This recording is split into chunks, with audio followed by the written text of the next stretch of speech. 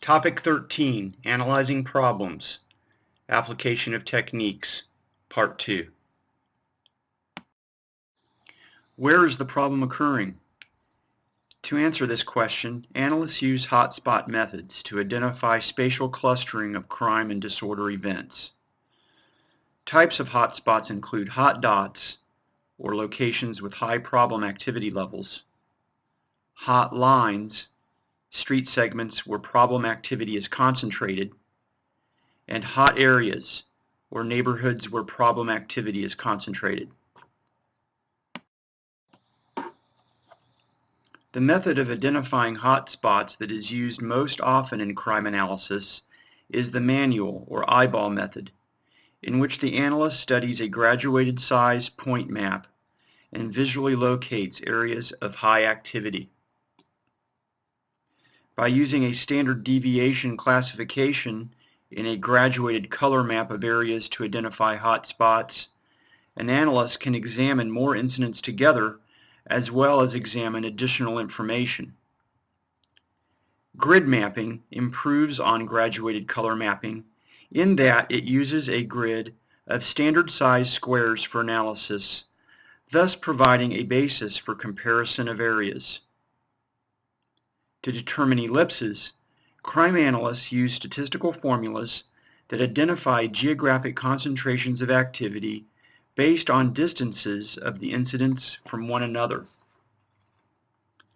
In the density method, analysts identify hotspots by searching for dense concentrations of activity using the exact locations of the incidents.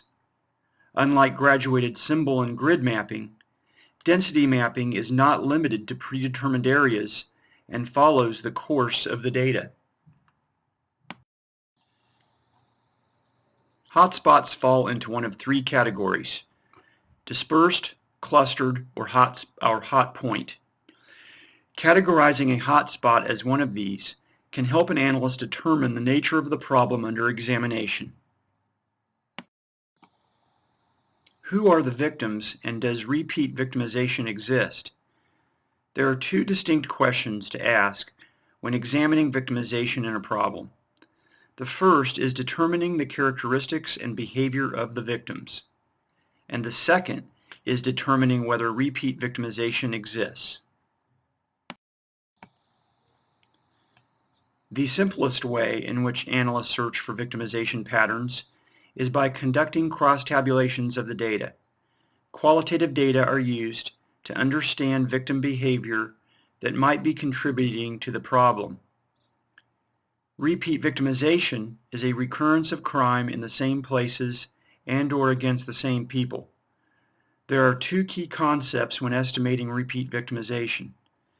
The first is the number and percent of victims or targets that have suffered multiple victimizations, and the second is the number and percent of offenses that occurred to repeat victims or at repeat targets. Who are the offenders, and does repeat offending exist? The crime analysis techniques used to determine patterns of victimization and repeat victimization also can be used to determine patterns of offending and presence of repeat offending.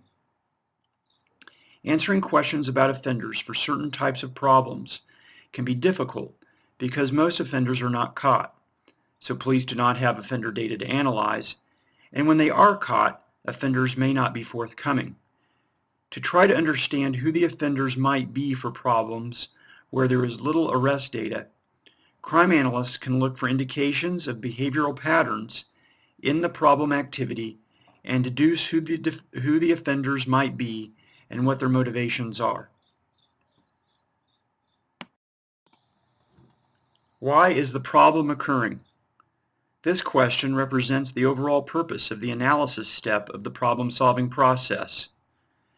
To develop conclusions about why the problem is occurring, the analyst must consider evidence about each of the components of the problem analysis triangle: victims, offenders, place, time, guardians, handlers, and managers.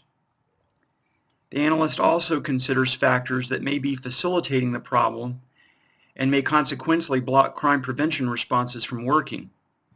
Three types of facilitators, include physical facilitators, social facilitators, and chemical facilitators.